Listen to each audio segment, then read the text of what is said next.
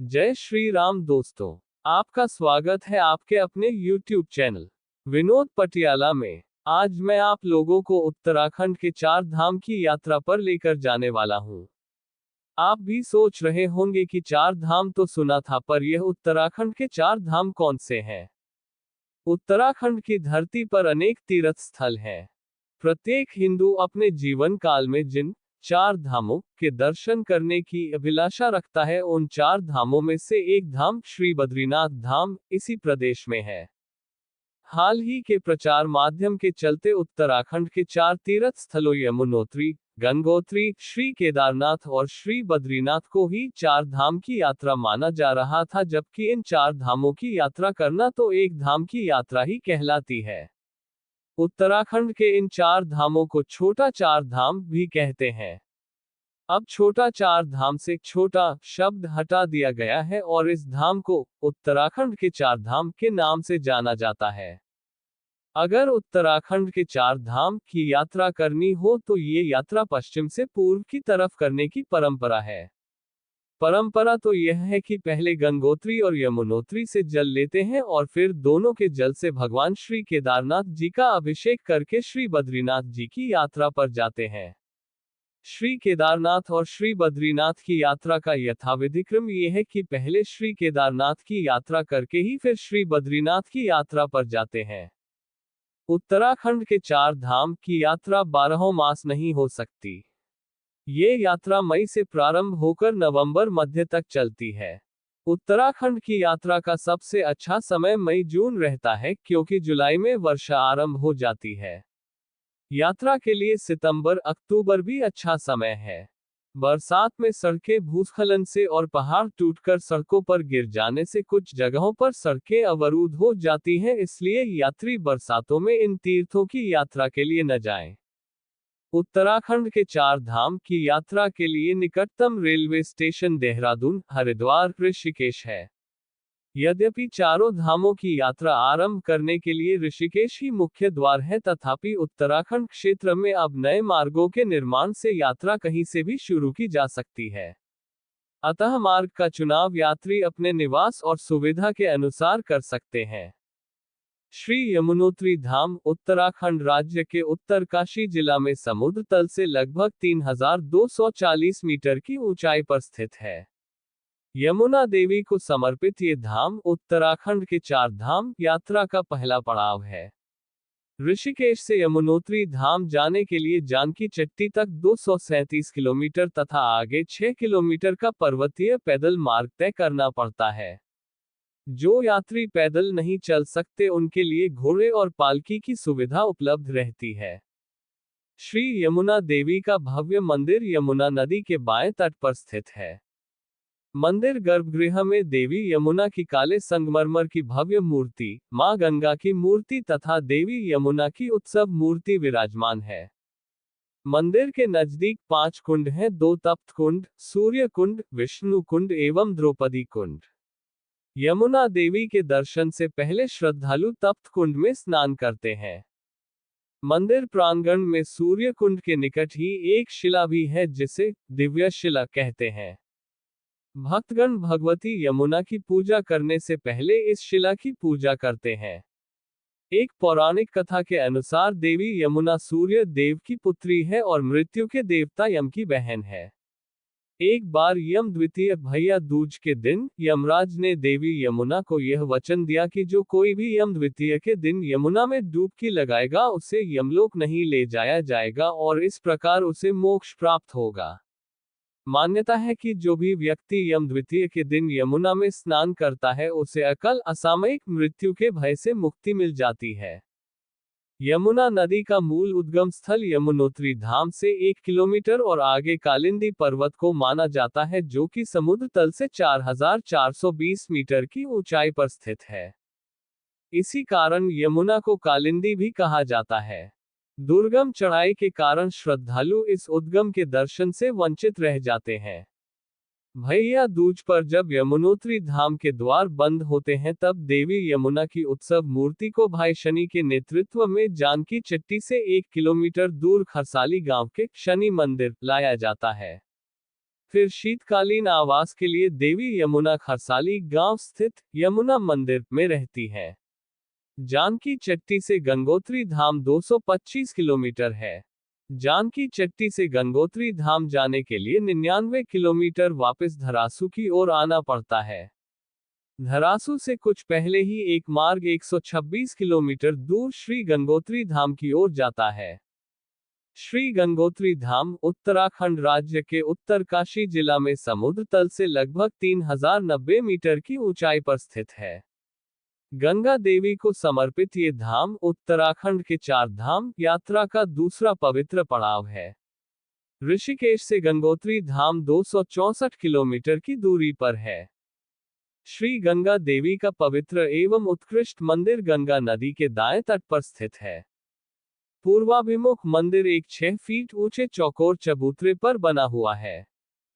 श्री गंगा देवी मंदिर सफेद ग्रेनाइट के चमकदार पत्थरों से बनाया गया है। मंदिर गर्भगृह में सोने से रचित गंगा देवी की भव्य मूर्ति विराजमान है। गर्भगृह में राजा भागीरथ, देवी यमुना, सरस्वती एवं शंकराचार्य जी की मूर्तियां इसकी शोभा को और अधिक बढ़ाती हैं। मुख्य मंदिर के नजदीक गंगा तट पर विशाल भागीरथ शिला है। इस शिला पर पिंडदान किया जाता है। गंगोत्री मंदिर से लगभग 500 मीटर पहले पुराने बस स्टेशन के सामने कुछ सीढ़ियां नीचे उतरकर गौरीकुंड, सूर्य कुंड और पांडव गुफा नामक दर्शनीय स्थल है। हिंदू पौराणिक मान्यताओं के अनुसार मां गंगा ने राजा भागीरथ के पूर्वजों के पापों को धोने और उन्हें मोक्ष प्रदान करने के लिए इस स्थान पर एक नदी के रूप में अवतरण लिया था। गंगा नदी का मूल उद्गम स्थल गंगोत्री धाम से 18 किलोमीटर और आगे गोमुख ग्लेशियर को माना जाता है, जो कि समुद्र तल से करीब 3890 मीटर की ऊंचाई पर स्थित है। यात्री गोमुख के दर्शन करने के लिए ये दूरी पैदल या 14 किलोमीटर दूर भोजवासा तक घोड़े या खच्चर पर तय करते हैं। ये यात्रा बहुत ही कठिन होने से बहुत थोड़े यात्री ही गोमुख जाते हैं। गंगोत्री जाने वाले यात्रियों में से अधिकतर यात्री गंगोत्री में ही स्नान करके गंगा जी का दर्शन पूजन करके गंगा जल लेकर यहीं से नीचे लौट आते हैं। यमुनोत्री की ही तरह गंगोत्री का पतित पावन मंदिर भी अक्षय तृतीय चैत्र अप्रैल मई के पावन पर्व पर खुलता है और दीपावली के दिन मंदिर के कपाट बंद होते हैं। शीतकाल की अवधि में देवी गंगा की विधिवत पूजा हर्षिल से सड़क मार्ग द्वारा 3.5 किलोमीटर या धराली से पैदल मार्ग द्वारा 2 किलोमीटर दूर मुखवा नामक गांव के गंगा मंदिर में की जाती है। अब हम यमुनोत्री धाम तथा गंगोत्री धाम के दर्शन करके श्री केदारनाथ धाम की ओर जा रहे हैं। श्री केदारनाथ धाम उत्तराखंड राज्य के रुद्रप्रयाग जिला में समुद्र तल से 3525 मीटर की ऊंचाई पर स्थित है। इस धाम की गणना द्वादश ज्योतिर्लिंग तथा पंच केदार में भी की जाती है। ऋषिकेश से श्री केदारनाथ धाम 212 किलोमीटर तथा 16 किलोमीटर ट्रैकिंग की दूरी पर है। ऋषिकेश से सोनप्रयाग गौरीकुंड तक ही बस सेवाएं उपलब्ध हैं। ऋषिकेश से श्री केदारनाथ धाम के रास्ते में देवप्रयाग, रुद्रप्रयाग, तिलवाड़ा कुंड, गुप्तकाशी, सोनप्रयाग, गौरीकुंड नामक स्थल आते हैं। श्री केदारनाथ मंदिर मंदाकिनी नदी के दाएं तट पर एक विशाल चौकोर चबूतरे पर स्थित है। इस मंदिर का निर्माण एक ही आकार के भूरे रंग के विशाल पत्थरों को जोड़कर किया गया है। मंदिर के अग्रभाग में तिरछी छत वाला सभा मंडप है। सभा मंडप में पांचों पांडवों, माता कुंती, द्रौपदी, श्री कृष्ण एवं गर्भगृह की ओर मुख करके बैठे नंदी की प्रतिमाएं स्थापित हैं। मंदिर गर्भगृह के शिखर पर चौकोर छत्र बना हुआ है। गर्भगृह में भगवान शिव की कोई मूर्ति और लिंग नहीं है, बल्कि महिषरूपी भगवान शिव का पृष्ठ भाग एक शिला के रूप में है। ये शिला महिष के पृष्ठ भाग जैसे दिखाई देती है। इसके इर्द गिर्द प्रदक्षिणा पथ भी बना हुआ है। यात्री स्वयं मंदिर में जाकर श्री केदारेश्वर ज्योतिर्लिंग की पूजा करते हैं और अनकमाल देते हैं। मंदिर के बाहर चबूतरे पर एक बड़े पत्थर को काटकर भगवान शिव के वाहन नंदी बैल की विशाल मूर्ति बनाकर स्थापित की गई है, जिसे देखकर आश्चर्य होता है कि प्राचीन काल में मार्गों की दुर्गमता और साधनों के अभाव में ये कैसे स्थापित किया गया होगा। निश्चय ही यह मंदिर पांडवों की भोलेनाथ की भक्ति में दृढ़ शक्ति और उत्तम कारीगरी का मुंह बोलता प्रमाण है। कार्तिक, अक्टूबर, नवंबर महीने में अत्यधिक सर्दी और बर्फ गिरने पर इस मंदिर में घी दीप जलाकर श्री केदारनाथ जी की उत्सव चल मूर्ति बाहर लाई जाती है और मंदिर के द्वार बंद कर दिए जाते हैं। कार्तिक से चैत्र तक श्री केदारनाथ की पूजा ऊखीमठ के ओकारेश्वर मंदिर में की जाती है। मंदिर के ठीक पीछे एक विशाल शिला पड़ी हुई है। ये शिला 16 जून 2013 को आए सैलाब में मंदिर के पीछे आकर ठहर गई थी। इस शिला के कारण मंदाकिनी का वेग 2 भागों में बंट गया था और मंदिर को कम क्षति पहुंची थी। अब कुछ लोग इसे संयोग मानते हैं तो कुछ लोग इसे चमत्कार मान इस शिला की पूजा करते हैं। इस शिला को दिव्य भीम शिला कहा जाता है। श्री केदारनाथ मंदिर से पूर्व दिशा में लगभग 600 मीटर की पैदल पर्वतीय चढ़ाई करने पर श्री भैरव बाबा का दर्शनीय मंदिर स्थित है। भैरव बाबा को यहाँ का क्षेत्रपाल माना जाता है। शीत ऋतु में जब श्री केदारनाथ मंदिर के द्वार बंद हो जाते हैं तब भैरवनाथ जी इस क्षेत्र की रक्षा करते हैं। कहा जाता है कि श्री केदारनाथ मंदिर के कपाट खोलने से पहले इनकी पूजा होती है और उसके बाद ही श्री केदारनाथ मंदिर के कपाट भक्तों के लिए खोले जाते हैं। पुराणों व जनश्रुतियों की माने तो बिना भैरव बाबा के दर्शन के श्री केदारनाथ यात्रा पूर्ण नहीं मानी जाती। अतः भक्त श्री केदारनाथ के दर्शन के बाद भैरव मंदिर जरूर जाते हैं। अब हम उत्तराखंड के 4 धाम के अंतर्गत आखिरी धाम श्री बद्रीनाथ धाम जा रहे हैं। श्री बद्रीनाथ धाम उत्तराखंड राज्य के चमोली जिला में समुद्र तल से 3133 मीटर की ऊंचाई पर स्थित है। श्री बद्रीनाथ धाम को श्री बद्री नारायण भी कहते हैं। इस धाम को चारों धामों में प्रथम और प्रमुख धाम कहते हैं। इस धाम की गणना 4 धाम तथा पंच बद्री में भी की जाती है। ये धाम भगवान विष्णु का धाम है। इस धाम को शास्त्रों और पुराणों में दूसरा वैकुंठ कहा जाता है। एक वैकुंठ क्षीर सागर है जहां भगवान विष्णु निवास करते हैं और भगवान विष्णु का दूसरा निवास बद्रीनाथ है जो धरती पर मौजूद है। पौराणिक कथा अनुसार यहां भगवान विष्णु ने एक लंबे समय तक घोर तपस्या की थी। श्री बद्रीनाथ धाम जाने के लिए निकटतम रेलवे स्टेशन ऋषिकेश है। ऋषिकेश से श्री बद्रीनाथ धाम 295 किलोमीटर की दूरी पर है।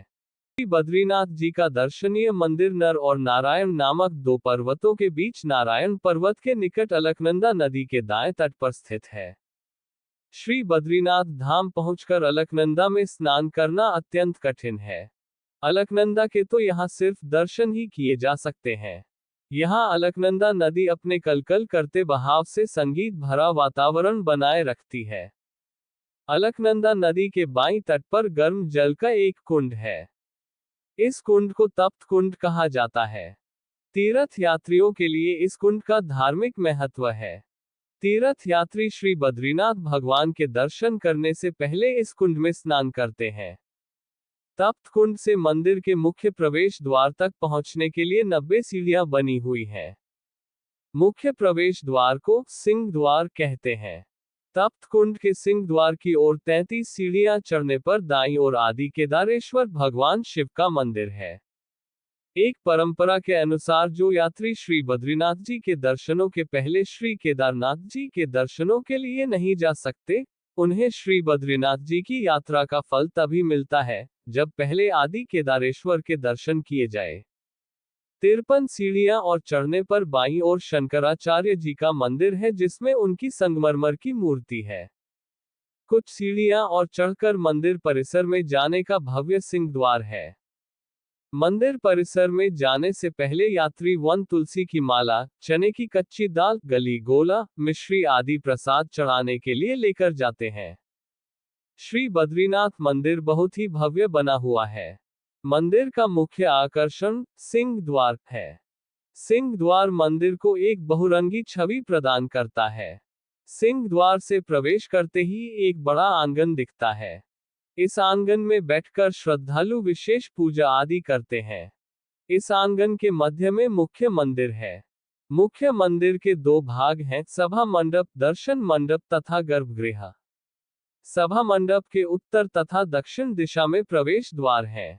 मंदिर गर्भगृह में श्री बद्रीनाथ जी की बैठी हुई मूर्ति स्वर्ण और बहुमूल्य रत्नों के अलंकार से विभूषित शोभा देती है। भगवान बद्रीनाथ जी की मूर्ति शालिग्राम शिला से बनी हुई चतुर्भुज ध्यान मुद्रा में है।